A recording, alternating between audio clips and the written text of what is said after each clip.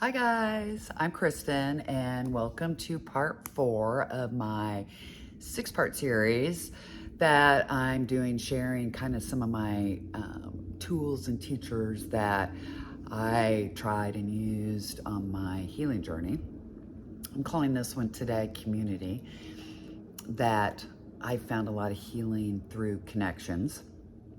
Yesterday I talked about a lot of the different tools and new things that I had tried along the way that really kind of kept me curious, right? And I wanted more. And then it led me to some accountability partners that were really, good and encouraging and supporting, my journey and me. But what I learned through all that, right, was that I was starting to kind of have this overwhelming need to get back out there and find people, meet people. And I'd be lying if I said I wasn't afraid, because I was definitely afraid. And, definitely had some angst too. But I knew I needed to. And I needed to be okay trying my new practices, right? And incorporating everything that I'd learned about me and kind of what makes me tick and try it out there in the real world, right? So I couldn't isolate. And I knew there was a power, right, in community. So sharing different beliefs and journeys and reflections and conversations, it was really big for me. So it was healing. I created a women's circle. I joined sharing circles. I found that I was listening to others much more easily and soaking in their beliefs and values, and I didn't project and I didn't get defensive. I learned from it, took what resonated, right? So I was still growing and I was still curious, and it just was a feeling of belonging for me. And then the other thing that kind of came out of it, all of this, was I started just listening to my body probably more closely. And I was feeling like these nudges to be more diligent at taking care of it, right? We got one chance to take care of this body. And, so I joined a gym. I tried yoga, which I'm still trying and learning yoga.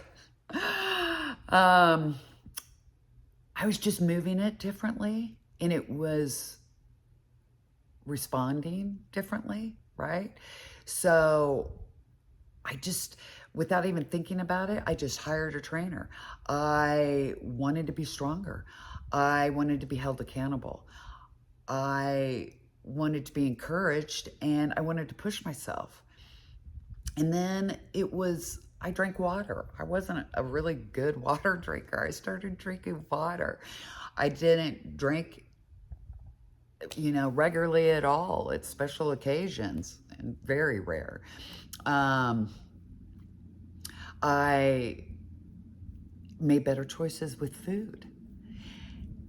It was just a greater awareness, and I was showing up for myself very differently. And I wasn't afraid, and I was being empowered with these different communities and different people, and it was exciting and inspiring. So yeah, for me, creating communities and trying new things and finding those people and moving my body differently, it was very healing. It was a stronger connection, right, to my mind, body, and soul. I had more energy. My reactionary behaviors, weren't as often. I wasn't in my mind all the time. I was more in my body. I was more trusting of myself. I was more confident. I was flowing. I was observing. I was learning. I was still staying curious. So yeah, It was better. And I stayed conscious and present and slept better, which I wasn't sleeping well for a really long time. So, yeah, find a community, create a community, reach out to some of your favorite people, move your body, hire a trainer, try yoga. It just really kind of pushed me to the next level and got me out of here from being a hermit. So yeah, try it. You know, we each have our own path. Again, I'm not saying I'm my way is the right way here. Just sharing my tools, and community and connection was important for me. Taught me a lot. Showed me I did listen if I was, within my peace and present. The people were mirrors, reflecting back to me where my strengths were, where wounds were still open, where growth was needed. Reminded me I belonged, right? And we all belong. Whether we have the same life experiences, values, perceptions, we're all beautifully human. So you choose you. Take what resonates. It's in our own time. When we're ready, our journey starts. Love and light.